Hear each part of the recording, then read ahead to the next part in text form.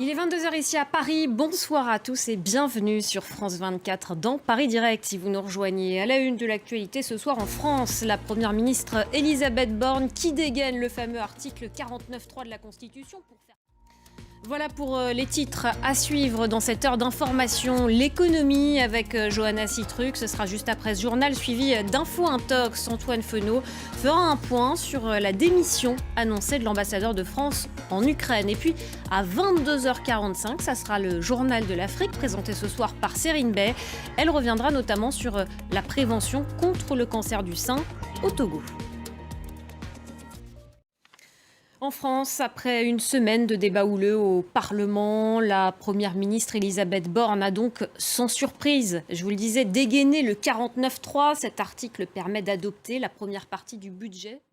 Nous sommes avec Benjamin Morel, politologue, maître de conférences en droit public à l'université Paris 2. Cette main tendue n'a pas suffi à convaincre les oppositions. Je le disais, la NUPES a déposé une motion de censure. Le Rassemblement national devrait le faire dès demain. Le gouvernement, dont la responsabilité est engagée, est-il menacé aujourd'hui ? Non, il ne l'est absolument pas. Il faut bien comprendre que pour voter une motion de censure, pour qu'une motion de censure aboutisse à la chute d'un gouvernement... Merci beaucoup, Benjamin Morel, pour toutes ces explications. Dans l'actualité internationale de ce mercredi, il y a bien sûr la guerre en Ukraine. Les bombardements russes se poursuivent sur l'ensemble du territoire et le président russe, Vladimir Poutine, a ordonné tout à l'heure l'instauration de la loi martiale dans les 4 territoires annexés en septembre dernier. On va voir ça avec Elliot Samuel.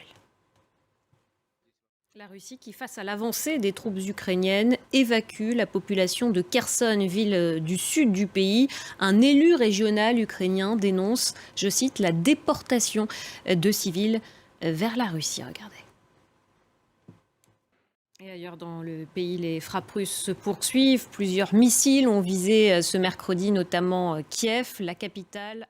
Ces drones iraniens sont au cœur de discussions à l'ONU. Le Conseil de sécurité se réunit à huis clos sur le sujet, à la demande des Occidentaux.